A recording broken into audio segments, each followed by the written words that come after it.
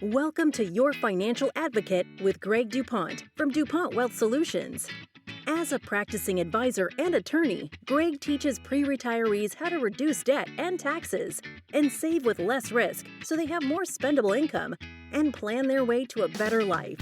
Join us for this journey where Greg draws on years of experience and guest experts to help listeners achieve more spendable income for retirement. Hello and welcome to Your Financial Advocate with Greg DuPont of DuPont Wealth Solutions. If you're a longtime listener, welcome to Season 2. This is very exciting. Greg, how are you? I am doing great, Eric. I am so excited to get Season 2 started. It's all this stuff that's happened over the last several months has been kind of getting ready for this year. I can't wait for us to dig in. Yeah, and I know we're not going to dig in alone. You've got John McConnell with you, and this isn't like a one-time guest. What's going on with John? Yeah, so as I mentioned, a lot of things going on over here at DuPont Wealth and with our team and everything. And John is one of our newest strategic partners, and so I was very excited to bring him on for an opportunity to introduce him to our listeners. Over the last several months, as we have continued to grow, John has joined our team as well as a couple other strategic partners that we will introduce throughout the season, and got some real cool guests lined up for this year. So I'm excited for us to get rocking and rolling, but I felt that the best way for us to get started in Season 2 is to continue our Back to Basics series and feature a little bit about John and some of his expertise as we understand the conundrum of bonds. Greg, the conundrum of bonds. Just brings back so many memories. No, not really. I have no idea what I'm talking about, but John does. John, thank you so much for being on the show. Yeah, guys, thanks so much for having me. I'm kind of excited about the topic today. It's an area that I have a lot of expertise, and any chance I get to nerd out just a little bit is a win for me. Fantastic. Well, I'm going to let you guys get to it. Greg, thank you so much. This is exciting. Well, Eric, first of all, we do need to be clear that we are talking about bonds, not James Bond, right? Because there's a conundrum with the James Bonds as well as the type of bonds that John is a fan of. You know, personally, I'm more of a fan of James Bond, but John does like to nerd out on this stuff, and so I want to give John a moment here, to tell the listeners a little bit about himself, his background, and just what makes him such a bond nerd. John, take it away. Yeah, thanks, Greg. I'll keep it pretty brief because we can jump right into the content. But I started off as a summer intern at Merrill Lynch, many moons ago, where we would actually buy secondary market bonds and package them up and resell them to big companies around the country. I then progressed through my career with Morgan Stanley, some major insurance companies, and I eventually got invited to speak at major retirement planning seminars around the country. And that's where I started to really find my passion about helping to educate the public. Greg, I'll just take a quick moment here and say, as I was giving these workshops to advisors, it was amazing what they didn't know. And I just thought to myself, man, if these professionals don't really understand what's going on, think about the families that we work with out there and how confusing it must be for them. So, long story short, I really fell in love with getting an opportunity to educate the public.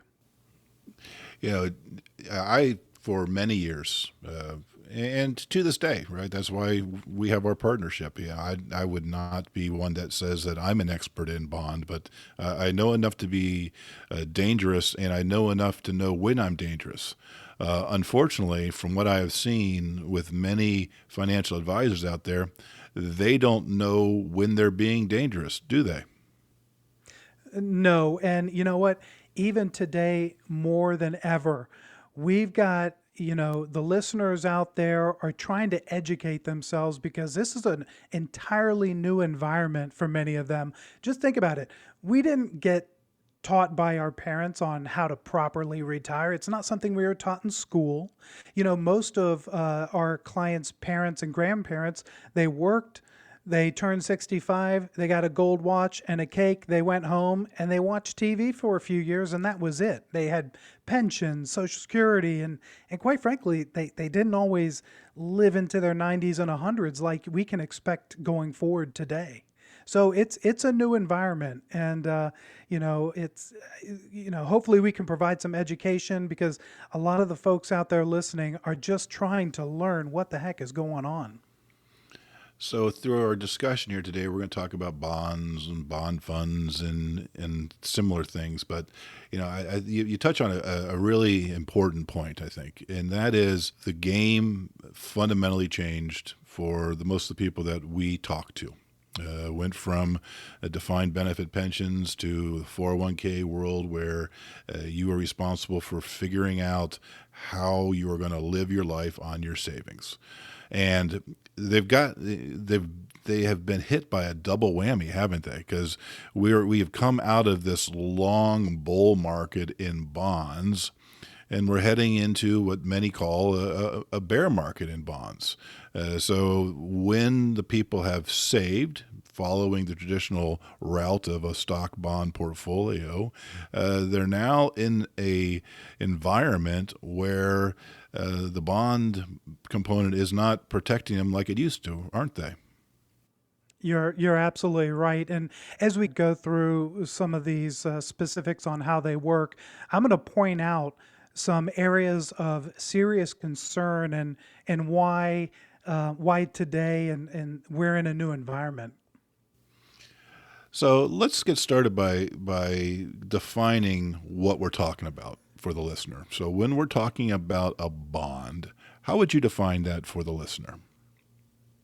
Just to keep it simple, a bond is an agreement between you as the lender and another party as the borrower. That party could be a government, a corporation, or even a municipality. So let's say, for example, you loan, I'm just going to say a company, but it could be a government or a municipality. Let's say you loan a company money, $1,000. You enter an agreement with that company to receive regular interest payments for a period of time, typically 10, 20, and sometimes even 30 years. You receive regular interest payments until the end of that time, which we call duration, in which you receive your original money back. Now, John, so when you were at a bond trading desk back in the day,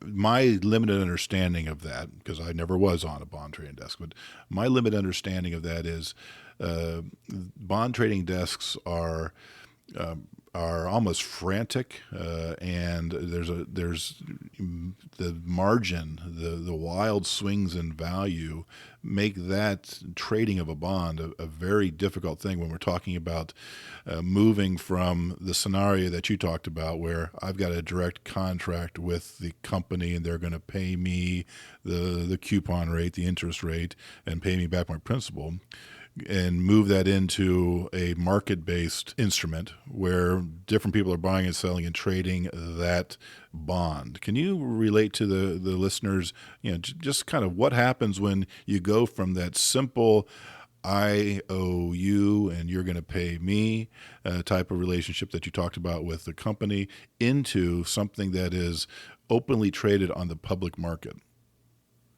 Yeah, that's a great question. There's a lot in that question, but basically what it means is these bonds can be bought and sold a lot like stocks are. There's an open market for them, and they're traded very regularly. As a matter of fact, it's a huge market. And so what happens is if you go buy a bond, you purchase it, and it is now priced according to what the market will bear. So if I go buy a Heinz food or a Disney bond, I go buy a 10-year Disney non-callable bond, and the going rate tells me that this 2% bond is trading at par value or 1,000. Well, if interest rates rise, the bond price or falls, the bond price actually changes because the going rate for that bond has changed. We call that interest rate risk. And that can change the value of the bond fairly drastically compared to even what happens in stock trading, right? It's just as volatile. It changes almost second by second, just like stocks do. When a person has a bond as part of their portfolio, let's talk about a individual bond that they're just going to hold until its duration expires and they're going to get their money back. That's a fairly safe investment, right? Fairly safe, but let's not forget in 2011 when General Motors needed a bailout, they didn't file bankruptcy. The government actually stepped in and, in a way, forced the bondholders to take zero for the money that they had in that individual bond, which maybe a week prior was still a rated bond. But the government stepped in and they forced the bondholders to get nothing for their investment. So there is what we would call default risk in individual bonds. Some risk is greater than others. Many consider government bonds like treasury bonds to be the highest rated bond, virtually zero risk of being defaulted on, whereas somebody like American Airlines might be a little riskier. So, when we talk about individual bonds, the price can fluctuate. Yes, you are likely to get your money back. It is considered safer than stocks, but it's not risk-free. So let's talk about the different types of risk that do come with a bond. So you talked about essentially the government stepping in and making the company no longer liable on it. What are the types of risks that people need to look at when they're talking about a bond that they may be investing in? So there are really two for the purposes of today's conversation.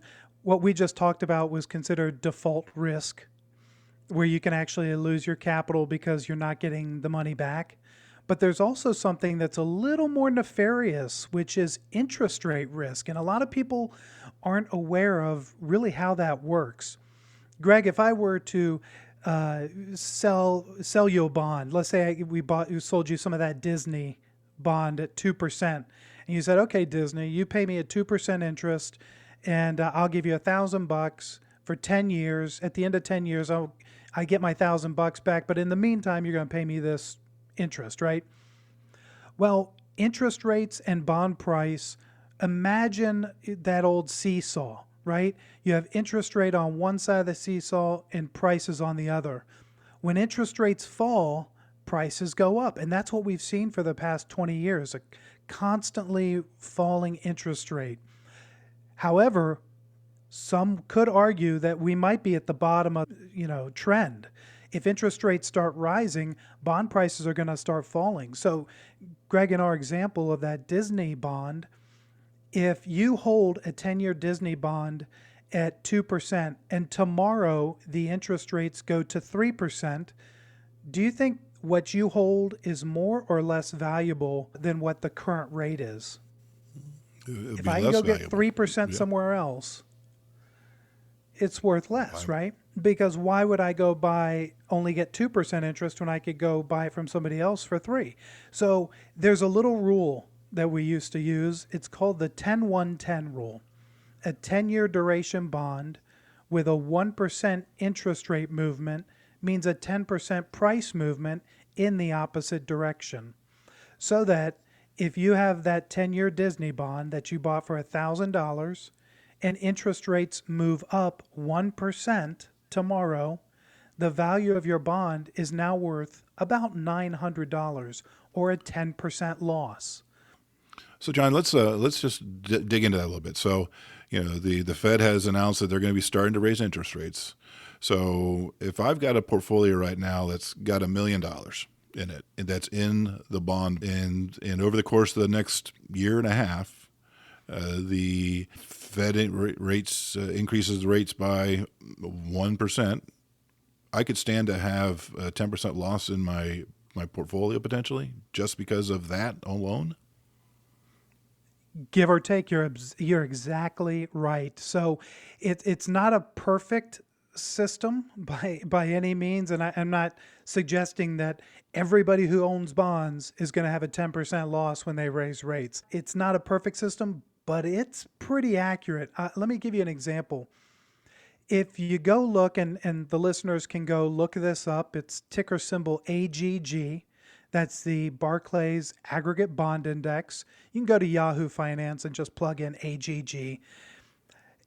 All of your bond funds, whether it's, XYZ company, short duration, conservative fund, they market it 1,000 different ways. But in essence, everybody who owns bonds in their 401k, their managed account, they are all targeting this AGG ticker symbol.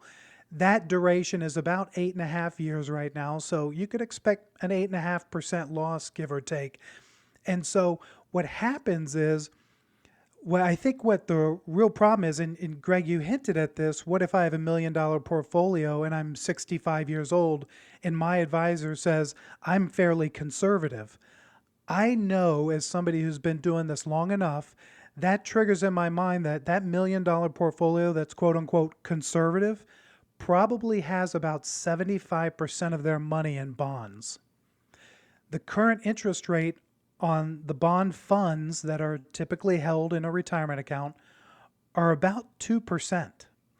So not only are you having interest rate risk, but you're getting a very low return, and you've probably got expenses on top of that. So you, in my opinion, are taking disproportionate amount of risk for the reward that you're trying to get. So it sounds like you're setting up, it's almost a perfect storm working against somebody that's a saver, that's in retirement or nearing retirement. Because why is the Fed raising the interest rates? They're doing it because they're combating inflation. Inflation's getting higher, so your cost of living, your purchasing power is dropping because of the inflation. And at the same time, your value of what's supposed to be the protective part of your portfolio is dropping because they're raising interest rates. I mean, it sounds like we've been put into a box as savers. You're exactly right, especially the conservative savers. They are getting hit on all sides of the issue, from interest rate risk to low rates of return to inflation. They don't necessarily know what's coming. And if they don't, start to take a look at some of this stuff, they could be in real trouble. I have a feeling most of the folks who are in these balanced portfolios or conservative portfolios, somebody along the way has told them, well, you'll average 5 to 6%. I know that maybe that's what it did over the last 20 years, but the next 20 years, there's no way. It's kind of like this. Greg, my kids are in Cub Scouts, and we used to do this thing called Pinewood Derby. And it's a thing where you race a car down the track and you take the time and, you get trophies and things like that. Well, I want you to think of the bond market kind of like a Pinewood Derby race. The car is going down the track. And if we say that car averaged 5 miles per hour getting down that track to the stop sign, what they're trying to do is say, okay, let's turn the car around at the bottom of the track and expect it to be able to race 5 miles an hour back uphill. It's just not going to happen. So when we're dealing with bonds, from my observation, most people that have it, as you mentioned, they got ag or other bond funds, and my understanding is that even with the higher level risk than people think they have, with if they had invested in an individual bond, as you have described, it's even worse if they are in a bond fund, isn't it? A lot of times it is. You miss out or you avoid some of the default risk, but now you're in a little bit of a pickle just because of the way traditionally advisors have been doing it for the past, 30 years, it's just not going to work like that anymore.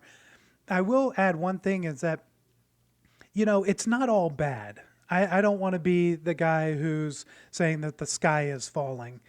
Keep in mind, we own a modest amount of bonds, but we need to understand the risks and also how are we going to use that in retirement when we're no longer adding to the fund but taking away. So it starts to create a bigger problem.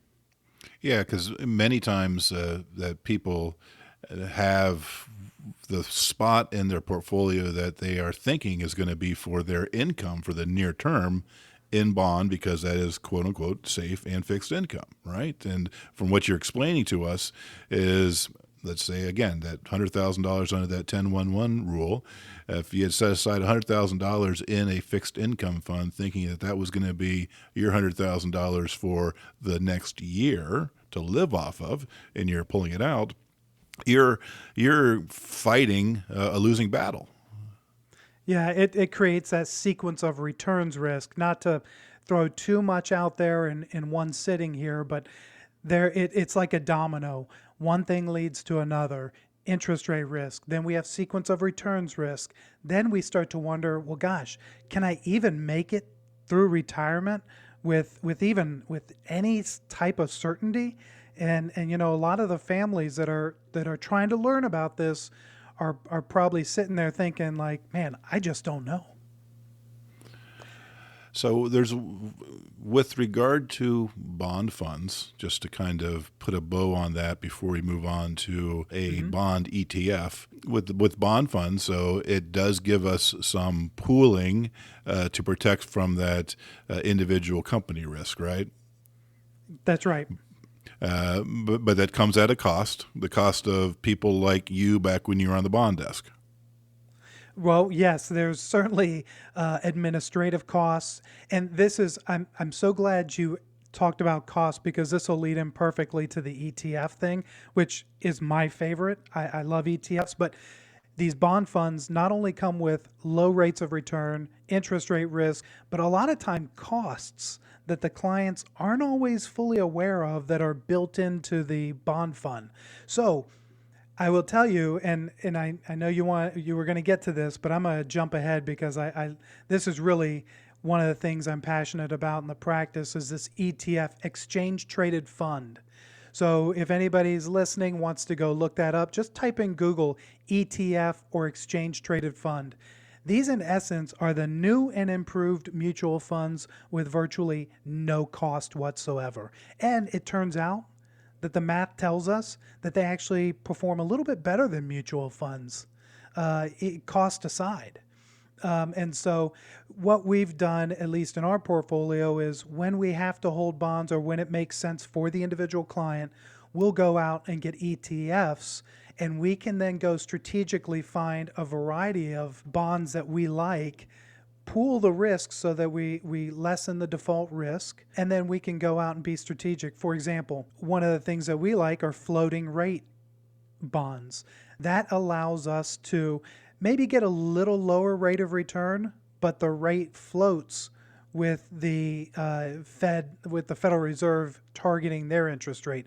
So if interest rates go up 1%, the rates on those bonds go up 1%.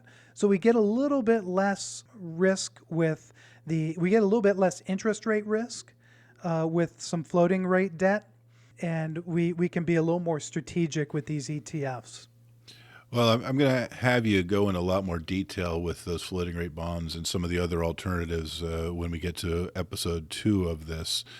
And I look forward to that conversation because there are some solutions out there.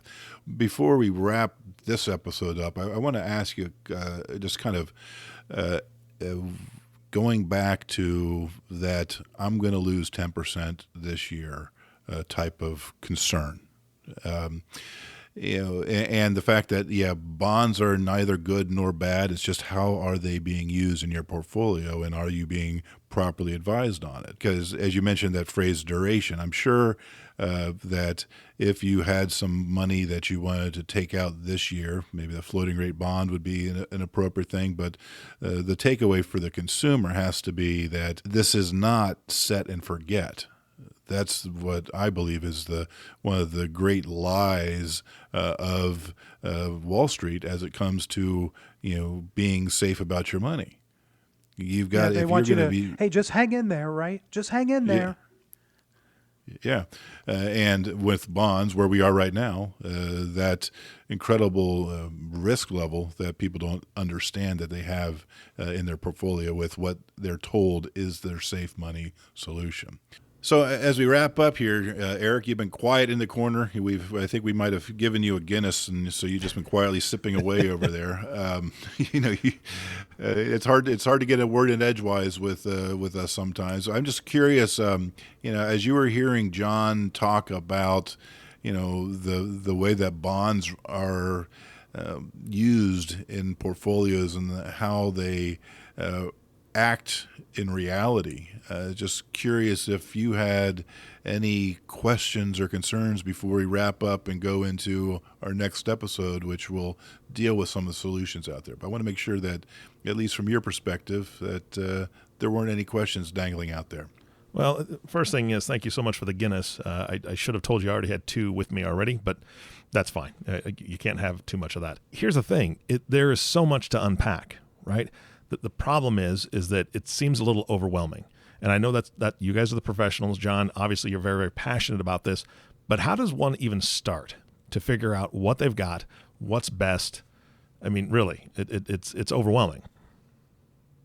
Well, that's a great question. Where do you begin?